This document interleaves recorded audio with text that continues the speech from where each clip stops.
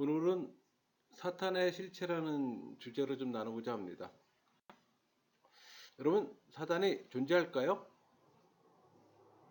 모든 죄와 질고의 원천으로서뿐만 아니라 하나님과 인간과의 바른 관계를 또 파괴하고 또 인간의 구원을 가로막는 최대의 적으로 사탄은 분명히 존재해요.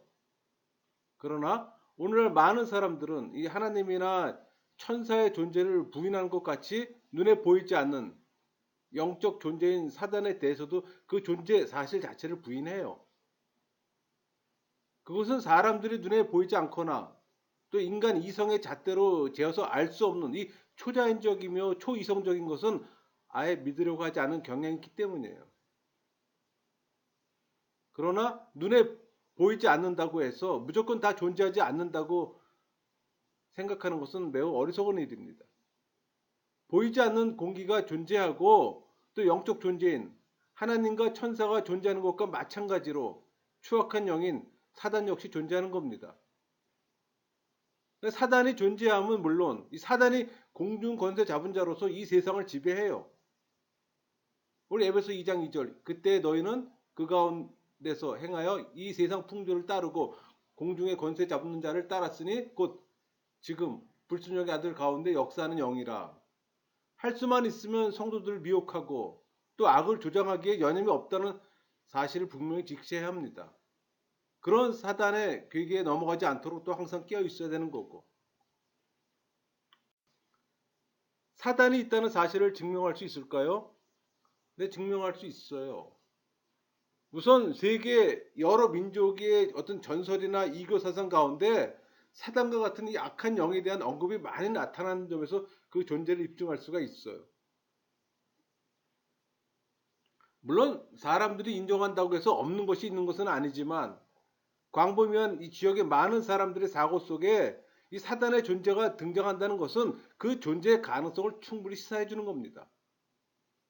그러나 더욱 중요한 것은 성경이 이 사단의 존재에 대해 명료히 밝히고 있다는 점에서 그 존재를 입증할 수가 있는 거예요. 성경은 구약 7권, 신약 19권에서 각각 사단에 대한 언급함으로 사단이 분명히 있다는 사실을 밝히고 있어요. 그러니까 사단은 천사가 존재하듯이 분명히 존재합니다. 우리가 이 사실부터 분명히 직시하고 인정하며 또 사단에 대해 바로 알 때 이 사단의 괴계에 대적해 승리할 수가 있는 거예요.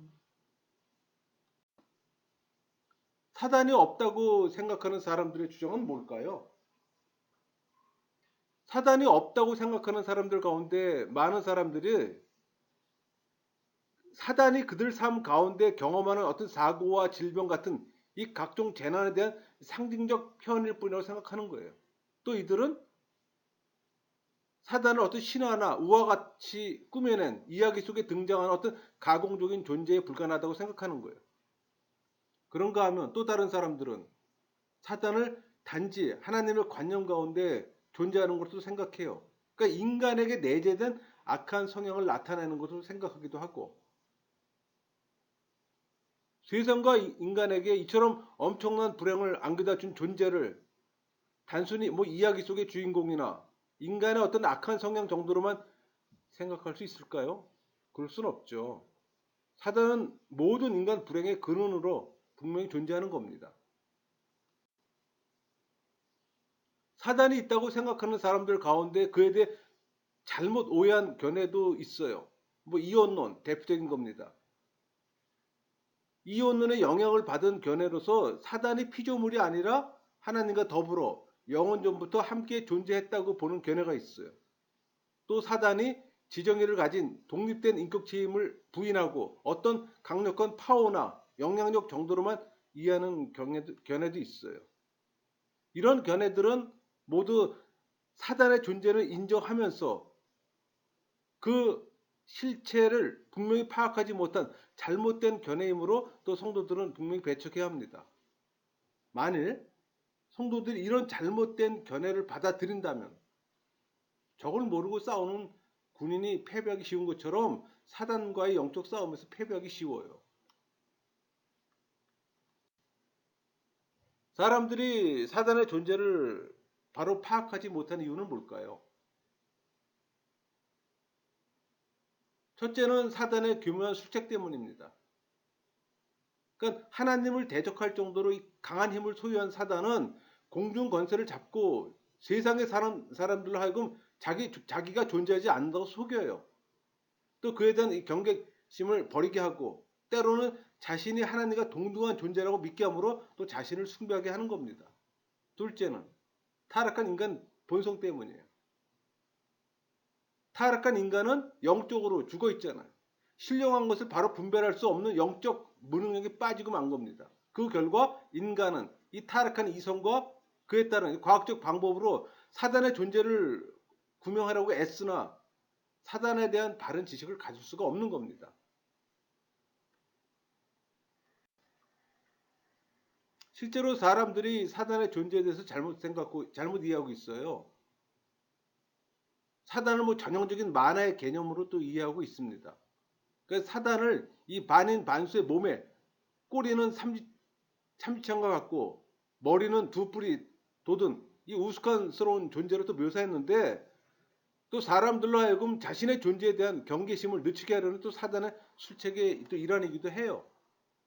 또 다음으로 이 자유지적 성향을 가진 사람들, 이 사람들은 사단의 존재를 아예 무시하는 위험에 또 빠질 수가 있습니다.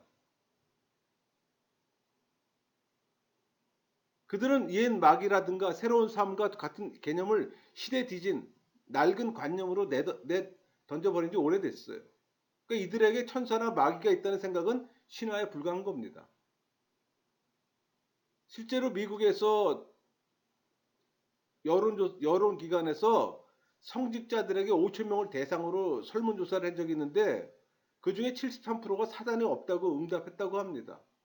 그러니까 물론 미국은 지금 자유주의 신학 체계를 많이 갖고 있기 때문에 충분히 그럴 수 있다고 봐요. 또 그런가 하면 일부 이 보수적 성향의 성도들과 같이 사단의 존재에 대해 또 침묵으로 일관한 위험에 빠질 수도 있어요. 그것은 사단에 대해 잘 모르거나 사단을 두려워하기 때문입니다.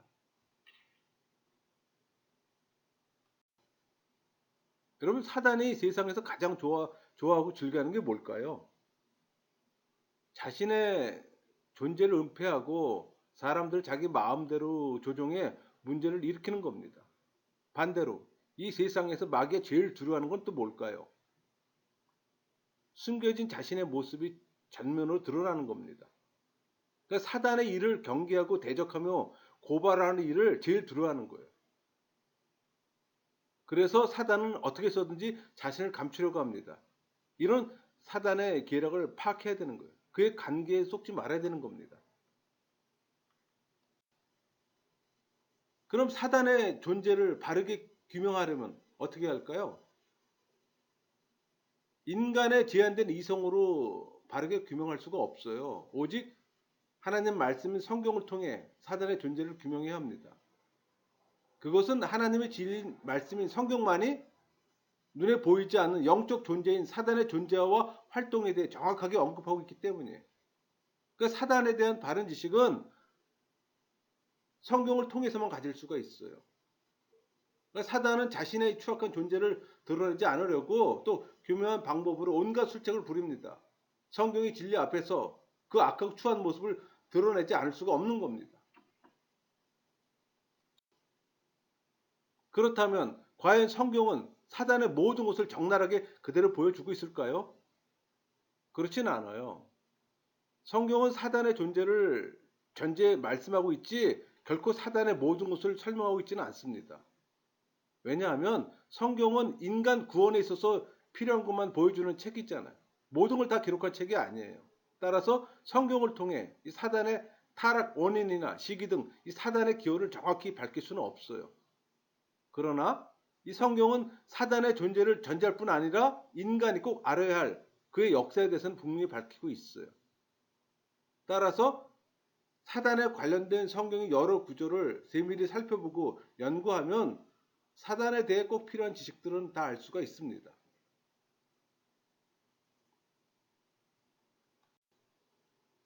신약 성경보다는 비교적 적게 나오지만 구약 성경에도 이 사단에 대한 언급이 풍부하게 나옵니다.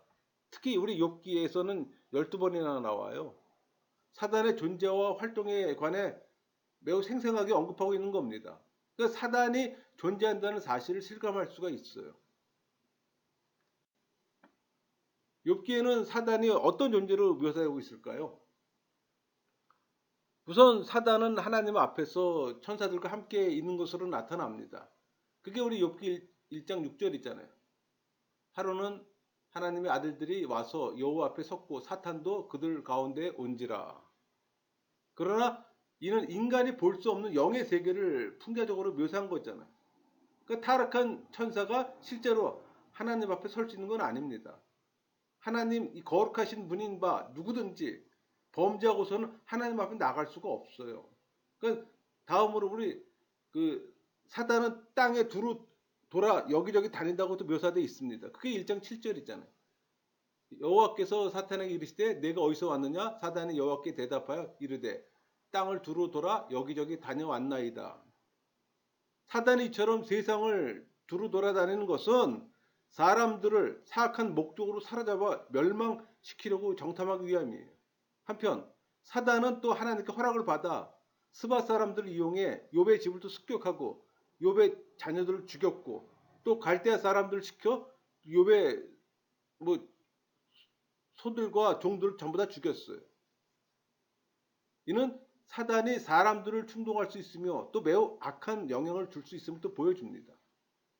그러나 분명한 사실은 하나님의 허락 없이는 결코 하나님의 사람들을 해할 수 없음은 물론 욥의 경우에서 볼 수 있듯이 믿음으로 인내하고 끝까지 순전함을 지키는 성도를 고소는 하되 결코 멸망시킬 권세는 없다는 겁니다.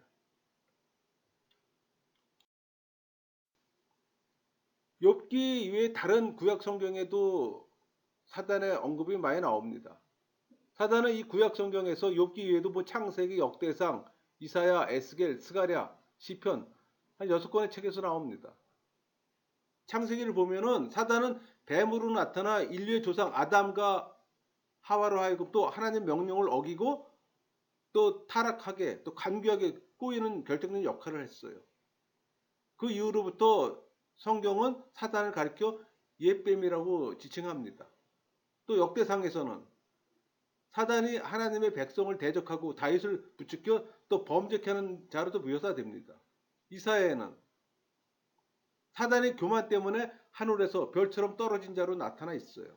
에스겔에는 사단이 불의가 드러나 하나님 동산 에덴에서 쫓겨난 자로도 기록되어 있고 스가랴에는 사단이 타락한 영의 우두머리로 하나님과 사람의 가장 큰 대적자로 나타납니다.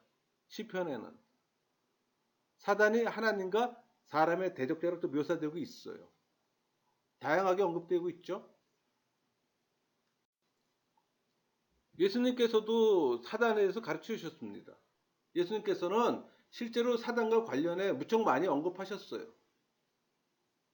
뭐 성경 가운데는 단지 25회만 기록되어 있습니다. 그러니까 예수님께서도 사단의 존재를 이미 전제하고 말씀하셨지 하나하나 세세하게 사단에 대한 모든 걸 설명하며 가르치지는 않았어요. 그런 가운데서도 요한복음 8장 44절 사단의 존재와 성격에 대해서 보다 분명히 가르쳤어요. 살인한 자의 거짓말쟁이라고. 이처럼 예수님 말씀에 의하면 사단은 살인자여 거짓말쟁인 것도 우리가 알 수가 있는 거예요.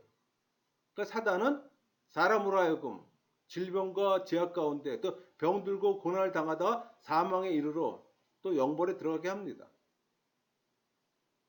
그러니까 여러분은 이 거짓을 진리인 양 포장하고 퍼뜨려 이 복음의 진리를 막아서 생명에 이르지 못하게 하는 이 살인자요 거짓말쟁이 사단의 전체를 바로 알고 또 그 올무에서 벗어나야 하는 거예요. 그러려면 여러분들이 항상 영적으로 깨어 있어야죠. 존재 자체도 인식하지 못하면 대적할 수도 없잖아요. 예수님의 가르침을 받은 제자들도 사단의 존재를 인정하고 가르쳤어요. 사도 베드로는 우리 베드로전서 5장 8절 근신하라 깨어라 너의 대적 마귀가 우는 사자같이 두루다니며 삼킬 자를 찾나니 마귀를 대적으로 땅에 두루 돌아다닌 자로 가르쳤습니다. 사도 요한은 요한일서 3장 8절 죄를 짓는 자는 마귀에 속하나니 마귀는 처음부터 범죄함이라 사단을 범죄자로 가르쳤습니다. 또 사도 야고보는 야고보서 4장 7절. 그런즉 너희는 하나님께 복종할지어다. 마귀를 대적하라. 그리하면 너희를 피하리라. 사단이 성도에게 극복할 수 있는 존재를 또 가르쳤습니다. 사도 바울은 로마서 16장 20절. 평강의 하나님께서 속히 사단을 너희 발 아래서 상하게 하시리라.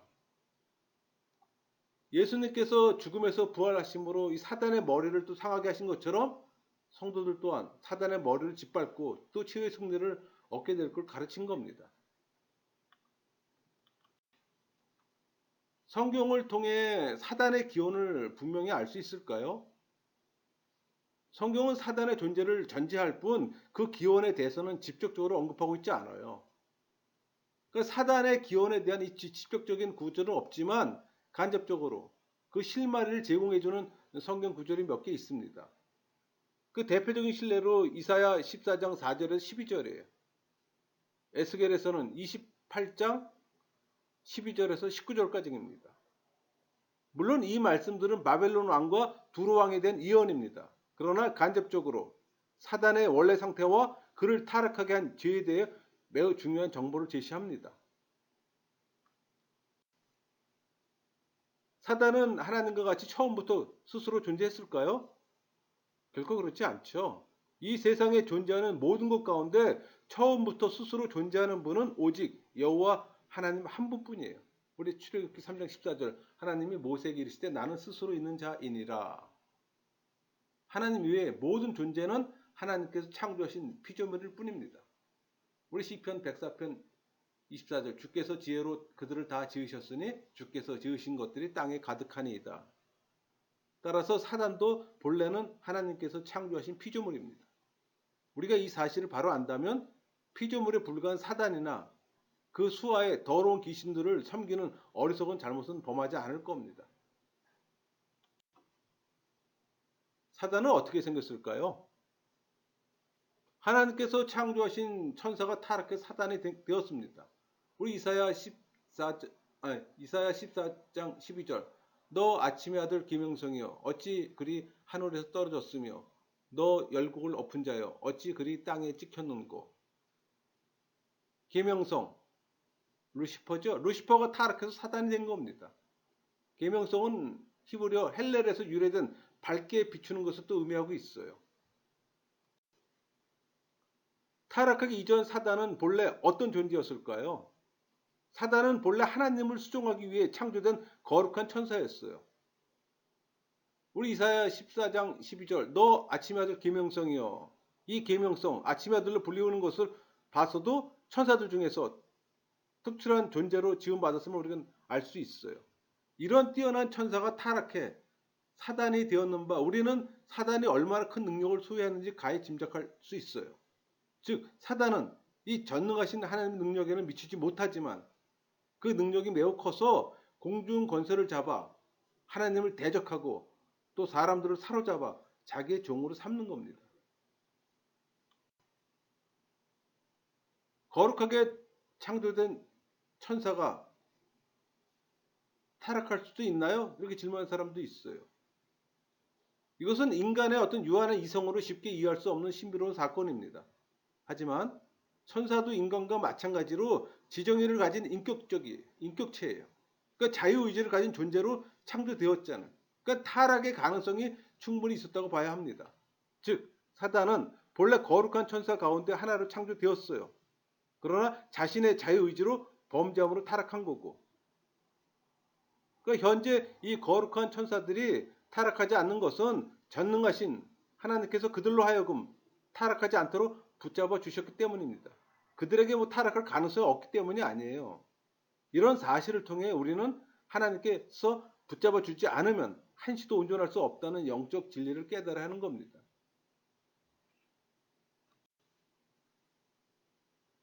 천사가 타락한 근본 원인은 뭘까요? 한마디로 말해서 교만입니다. 사단은 하나님을 수종하기 위해 창조된 피조물임에도 불구하고 다른 천사들보다 자신을 더 높여 하나님과 같아지려고 했어요. 그러니까 하나님의 영광을 강탈해 취하려는 교만한 마음을 가졌던 겁니다. 그게 우리 이사야 14장 12절에서 14절까지 언급되어 있는 거예요. 너 아침의 아들 계명성이여 어찌 그리 하늘에서 떨어졌으며 너 열국을 엎을 자여 어찌 그리 땅에 찍혔는고. 내가 내 마음에 이르기를 내가 하늘에 올라 하나님의 묵별로에 내 자리를 높이리라. 내가 북극 지폐의 산 위에 앉으리라. 가장 높은 구름에 올라가 지극히 높은 이와 같아지리라 하는도다. 피조물로서 감히 하나님과 같아지려고 반역하는 이 악한 행동을 하는 결과 사단은 스스로 타락합니다. 하나님께 수종드는 이 본래 위치를 박탈당하면 물론 하나님께 대항하는 악한 존재가 되고 마는 거예요. 우리 베드로후서 2장 4절 하나님이 범죄한 천사들을 용서하지 아니하시고, 이처럼 교만은 파멸의 선봉이에요. 잠언 16장 18절 교만은 패망의 선봉이요 거만한 마음은 넘어짐의 앞잡이니라. 사실 인간이 타락해 저주받게 된 것도 하나님과 같아지려는 교만 때문이잖아요. 그러니까 하나님의 은혜로 거듭난 성도는 이 교만한 마음이 한시라도 틈타지 않도록 경계해야 하는 겁니다. 사단은 언제 타락했을까요? 뭐 이것도 성경에 명시적인 언급이 없기 때문에 분명히는 알 수 없어요. 그러나 사단이 에덴 동산에서 뱀을 이용해 인류의 조상 아담과 하와를 범죄케 한 것으로 봐 이 사단의 타락이 인간 타락 이전에 있었던 것은 확실합니다. 우리가 알 수 있는 분명한 것은 단지 인간의 타락보다는 사단의 타락이 먼저예요. 인간의 타락은 이 사단의 유혹으로 이루어졌다는 사실뿐입니다. 그러니까 이 세상과 인간의 타락의 결정적 요인은 바로 이 사악하고 더러운 영인 사단이에요. 사단의 타락은 사람의 타락으로 이어졌고 또 사람의 타락은 온 세상 만물의 타락으로 확장된 겁니다.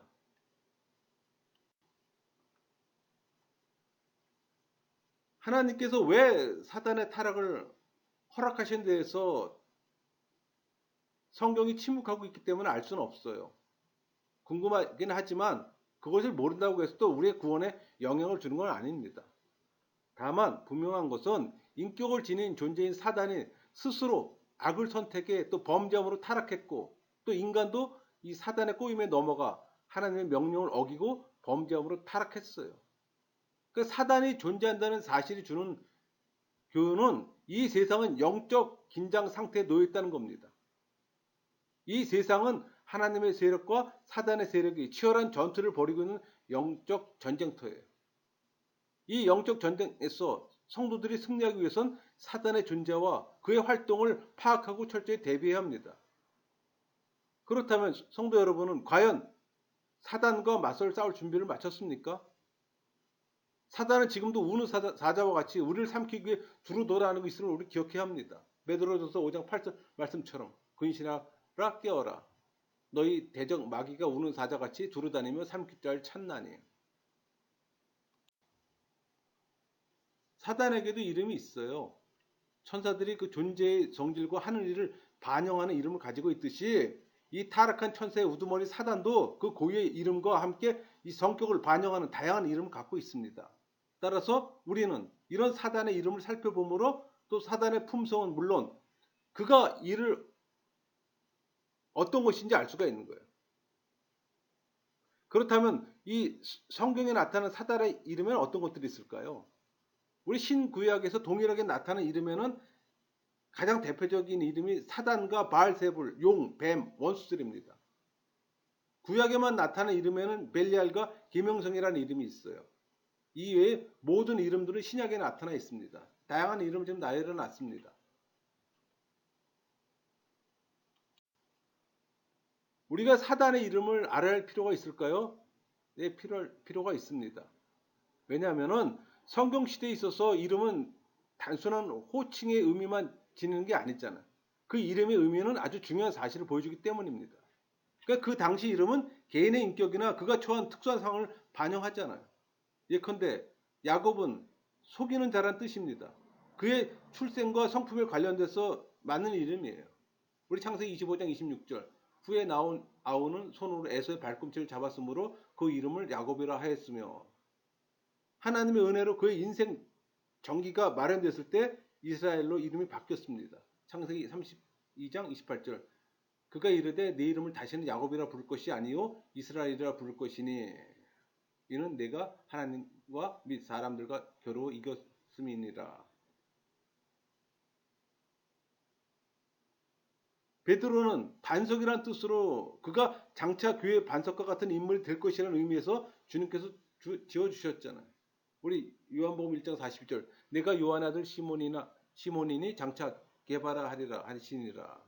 게바는 번역하면 베드로라. 사단이라는 이름의 뜻은 사단은 성경에서 무려 52회나 사용된 이 타락한 천사의 우두머리를 나타내는 대표적 명칭이며 대적이라는 또 이름을 갖고 있어요. 그게 베드로전서 5장 8절이잖아요. 근신하라 깨어라 너희 대적 마귀가 우는 사자같이 두루 다니며 삼킬 자를 찾나니. 이는 사단이 피조물임에도 불구하고 창조주 하나님께 반역해 타락한 존재 계속해 하나님과 하나님 백성의 성도를 대적하는 존재임을 또 보여줍니다. 그러니까 이처럼 사단은 하나님과 인간과의 어떤 관계를 파괴하고 또 인간에게 죄와 세상의 모든 어떤 현실적 고통을 가져다 준 인류 최대의 원수라는 사실이 그 이름에 벌써 반영되어 있어요. 그렇다면 사단의 성령 하나님과 비길 정도로 대단한 권세를 가진 존재일까요? 결코 그렇지는 않죠. 사단의 성령 하나님과 정반대 일을 하지만 능력에 있어서는 너무나도 분명한 차이가 있어요. 그러니까 사단의 제 아무리 강하다고 하더라도 하나님의 피조물에 불과한 존재잖아요. 아무리 발버둥 쳐도 사단은 결코 전지전능한 창조주신 성령 하나님과 비길 수가 없어요. 엄밀하게 말해서 사단은 천사와 비교해야 합니다. 왜냐하면 사단 역시 본래는 천사였다가 타락한 사단이 되었기 때문에. 그러므로 우리는 성령 하나님과 사단을 동일시한 어떤 능력의 소유자로 여기는 어떤 잘못을 범해서는 안 되는 겁니다. 사실 우리가 성령의 능력을 힘입을 때 사단을 이길 수 있는 것도 성령께서 사단보다 월등히 뛰어나신 하나님이기 때문이에요. 사단의 유혹에 직면해 있습니까? 사단보다 훨씬 능력을 가진 성령의 도우심을 구하세요. 성령께서 여러분에게 찾아오셔서 여러분의 모든 문제를 해결해 주실 겁니다.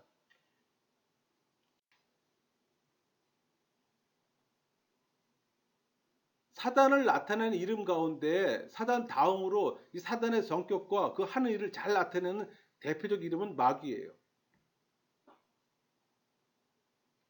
헐뜯는 자라는 뜻으로 신약 성경에만 35번 나옵니다. 그 사단은 사람을 향해서는 하나님을 비방하고 또 하나님을 향해서는 사람을 비방하는 사악한 존재잖아요. 그 사람들 가운데서도 다른 사람을 비방하고 헐뜯기를 좋아하는 사람들이 있는데 그들이 마귀의 자식임을 스스로 드러내는 것 같아요. 성령 세례 받은 사람들은 하나님의 자녀들이잖아요. 그럼에도 불구하고 과거에 성품을 버리지 못하고 여전히 형제를 미워하며 비방하는 어리석음을 범해서는 안 되는 거죠.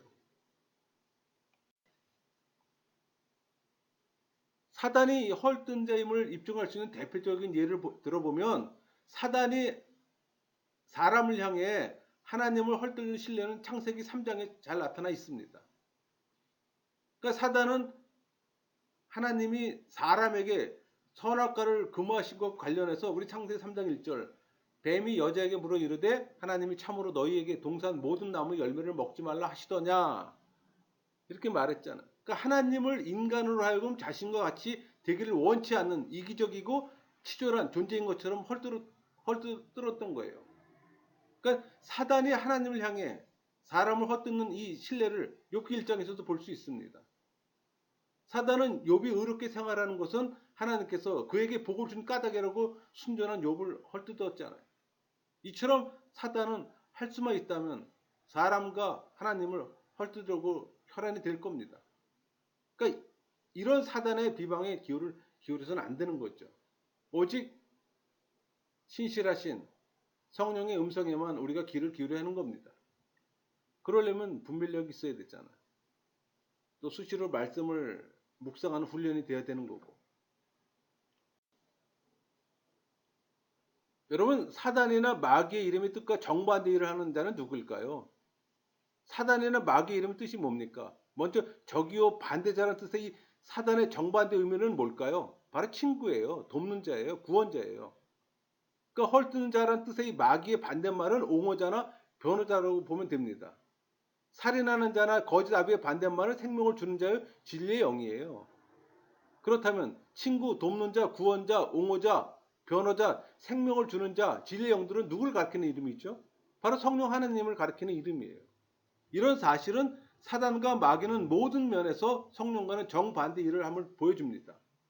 따라서 성령께서는 사람을 거듭나게 하셔서 새 사람이 되게 하고 또 거룩하고 영화롭게 해 영생을 누리게 하지만 사단은 사람을 속이고 시험하고 부패하게 하고 망하게 해 영벌에 이르게 하는 겁니다. 이 세상의 의를 찾아보기 어렵습니다. 죄악이 관영한 이유가 있을 겁니다. 그것은 우선 이 세상에 살고 있는 인간의 마음이 부패해 하는 일마다 악하기 때문이라고 볼 수 있어요.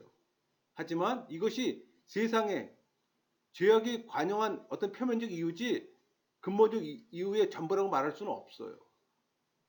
이 세상에 죄악이 관여한 근본적 이유는 무엇보다도 이 공중 권세 잡은 자, 이 세상의 신, 임금이로 불리우는 이 타락한 천세의 우두머리인 사단이 그 수하의 졸개들인 귀신들과 함께 적극적으로 또 세상을 악으로 조장하고 사람들을 미혹해 죄를 범하게 하기 때문이에요. 따라서 우리는 이 공중 권세 잡은 사단이 세상을 움직이는 현실을 바로 직시합니다. 세상을 이렇게 죄악으로 관여하게 만든 사단을 미워해야 되는 거예요. 근데 인식조차 못하는데 미워할 수 있을까요? 아울러 십자가에서 사단을 패배시킨 예수님의 이름으로 또 사단의 권세를 격파해야 되는 겁니다. 세상의 죄를 몰아내고 하나님 나라로 건설해 가야 되는 거예요. 그게 신앙인들의 의무요. 이 땅 가운데 사는 삶의 자세이기도 합니다. 근데 우리가 사단의 지배를 받아서는 안 되잖아요. 사단을 이겨내고 우리가 사단을 눌러야 될 존재들인데 사단의 지배를 받아서는 안 되는 거잖아요.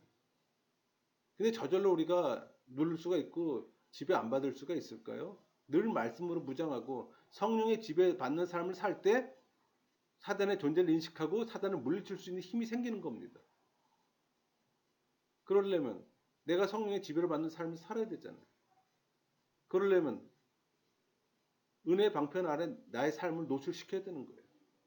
여러분 모두가 온전한 신앙인의 삶을 살기를 소망합니다. 말씀을 마치겠습니다.